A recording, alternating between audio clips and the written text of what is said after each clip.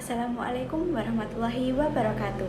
Perkenalkan, nama saya Puspita Sri Utami, NPM 220401140054, kelas Pendidikan Kewarganegaraan G 2022 yang diampu oleh Bapak Ludovicus Bomanwadu. Tujuan pembuatan video ini adalah untuk melengkapi tugas mata kuliah Pendidikan Kewarganegaraan yang dilakukan secara daring dengan mereview ulang kembali materi yang sudah diberikan oleh Bapak Bomans melalui laman Spada. Materi yang pertama yaitu Hakikat Pendidikan Kewarganegaraan.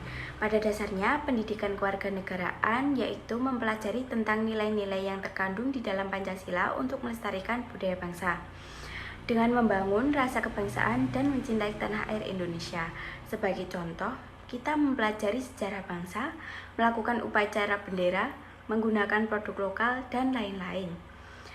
Dengan perilaku tersebut, kita dapat menjadi warga negara yang baik dan terdidik dalam berkehidupan berbangsa dan bernegara yang demokratis.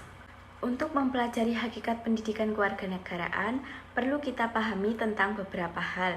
Yang pertama, konsep dan urgensi pendidikan kewarganegaraan dalam mencerdaskan kehidupan bangsa. Yang kedua, membangun argumen tentang dinamika dan tantangan pendidikan kewarganegaraan. Yang ketiga, menggali sumber-sumber historis, sosiologis, dan politis mengenai pendidikan kewarganegaraan. Materi yang kedua yaitu identitas nasional.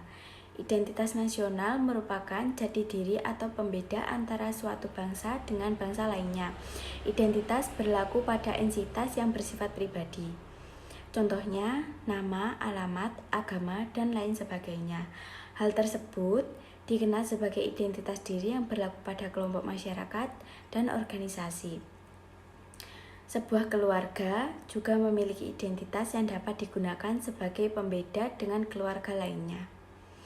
Jadi, identitas sangat diperlukan sebagai pembeda antara suatu pihak dengan pihak lainnya. Materi yang ketiga yaitu nilai dan norma konstitusional. Dalam konstitusi terdapat 3 nilai, yaitu yang pertama nilai normatif, berarti konstitusi yang memang benar-benar dijalankan secara maksimal. Yang kedua nilai nominal, berarti konstitusi yang belum benar-benar dijalankan secara maksimal. Yang ketiga nilai semantik, berarti konstitusi yang tidak sama sekali dijalankan. Dalam kehidupan bernegara dapat ditemukan beberapa aturan tentang bagaimana cara pengoperasiannya. Misalnya, siapa yang menjalankan pemerintahan dan bagaimana kekuasaan tersebut bisa diperoleh.